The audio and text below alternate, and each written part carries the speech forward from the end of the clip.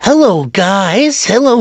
Kumusta na po kayo? For today's video mga guys, yan, nagluluto tayo ng ating pan-dinner na ulam. Out sana all. Ang ulam ko guys ay pancit canton. Nagluto ako ng pancit canton sa rice cooker na mga guys. So yan guys. O di pa, umupo pa. Ang init kaya. So yan guys, ayan, ilagay na natin sa lalagyan natin. Yan lang ang ulam natin mga guys kasi para maiba naman. Kasi puro na lang manok. Magmumukat na ako manok pag uwi ko ng Mindanao nito eh. Lagi na lang kasing manok yung yung pinapaulam sa akin. Kaya yun para mag-iba naman mga guys ay nagpa-grocery ako ng pancit canton. Siyempre, saritin pera mo. O diba? Mindset ba maghanap na namang paraan kung paano maiba yung ulam mo. Kasi ikaw ba naman ang paulamin ng manok? Halos na ako dito mga guys. Malapit na ako mag 1 year, tapos puro manok lang ng ulam ko, di ba? Ikaw ba hindi ka magsawa guys? Magbili ng gulay kakaunti, tapos pag maubos na yung gulay, mga 2 months or 3 months bago makabili ulit. Oh my goodness! Ikaw ba naman na yung hindi magsawa nun guys? So, diba? So, mindset na lang mga guys, kapag may pera, yun na lang ang gagawin. Yun ang ginagawa ko mga guys, pag may pera ako ng papagrocery ako.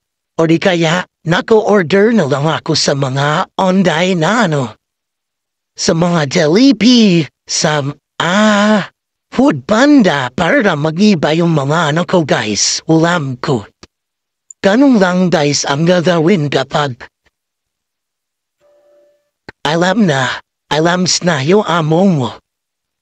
Dahil ko pa yung nasa mga guys abroad. Pero dito lang naman ako sa Manila. O diba, ang sarap niyan. Wow! Kinsa na. Tan na. Ako mo daw. O diba, so ayan na nga guys, fast forward natin ay tapos sa tayo guys, kakain na tayo mga guys. So diba, ayan na nga guys. Pancit canton is real. Wow! So ayan guys, kuha tayo ng kanin. So ayan, tinan niyo naman ang manok, diba? So kundi lang ang kanin kasi, ayan, may pancit canton naman. Kundi lang yung kinakain ko paggabi mga guys. Ayan. So hanggang dito na lang yung ating video mga guys. Please like and share naman po. And pa-follow naman po sa hindi pa nakapollow mga guys. And ayan guys, nag-pray pa ako that time. And thank you so much mga langga. Ganito lang ang buhay ko dito mga guys. Mindset para mabuhay. O diba? So guys, please follow me. Kain muna tayo, o diba? Sarap-sarap ng pagkain. Sarap mga guys. Sarap-sarap ng pancit canton. So guys, thank you so much sa panonood nyo. Don't forget to share my video kung nagustuhan mo.